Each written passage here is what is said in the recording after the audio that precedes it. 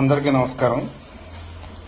ఇటీవల భీమవరంలో డంపింగ్ యార్డ్లో ఉన్నటువంటి వ్యర్థాలు మరియు ప్లాస్టిక్ కవర్లని కాల్చడం వల్ల ఎటువంటి పరిణామాలు ఏర్పడుతున్నాయి, అక్కడ పరిస్థితి ఎలా ఉందన్నది మీ అందరికీ తెలియజేయడం జరిగింది. మరి వాటి మీద మనం ఎంత పోరాటం చేసినప్పటికీ సమస్య పరిష్కారం జరగాలి అంటే ప్రజలు కూడా కలిసి రావాలి. ప్రజలు కలిసి రావటం అంటే రోడ్డు మీదకి వచ్చి ధర్నా చేయమని మాత్రం కాదు. దయచేసి ఎంతో కొంత కవర్లు యూటిలైజేషన్ తగ్గించండి. మానేమని అని చెప్పట్లేదు.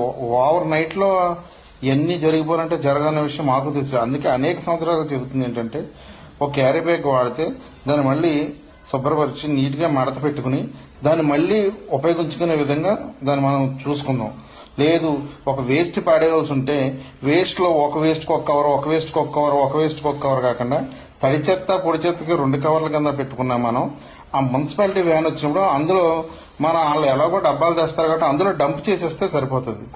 కొంచెం పొద్దున్నే కొంచెం మరీ బద్ధకం కాకుండా, మరీ మన చేతికి ఇవన్నీ అంటుకుంటాయి ఇదే అన్నట్టు కాకుండా మన చెత్త మనమే జాగ్రత్తగా ఆ చెత్త బండిలో పడేలా చూసుకుని ఆ కవర్ యూటిలైజేషన్ తగ్గించుకుంటే పర్యావరణం ఉంటేనే మనం అందరం ఉంటాము.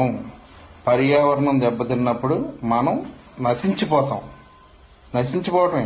ఎందుకంటే ఎన్నో పెద్ద పెద్ద జీవరాశులు ఈ ప్రకృతిలో కనుమరుగైపోయినాయి. అవి ఏంటంటే పర్యావరణ సమతుల్యత దెబ్బతింటం ద్వారా, ప్రకృతి విపత్తుల ద్వారా.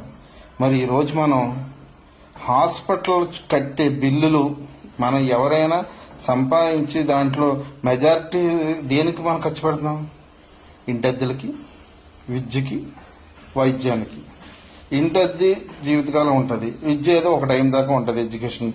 కానీ వైద్యం మనం ముగింపు వరకు ఉంటుంది మనతో పాటు.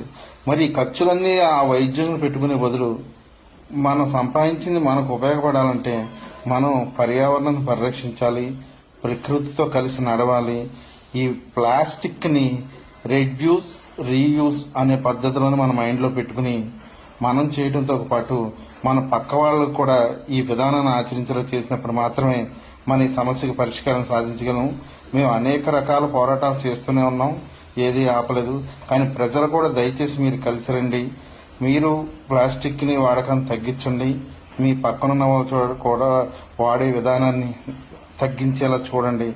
దయచేసి ఇది చేస్తే మాత్రమే మన ముందు తరాలు సురక్షితంగా ఉంటాయి. లేదంటే ఇంక దానికి సమాధానం లేదు. జై హింద్.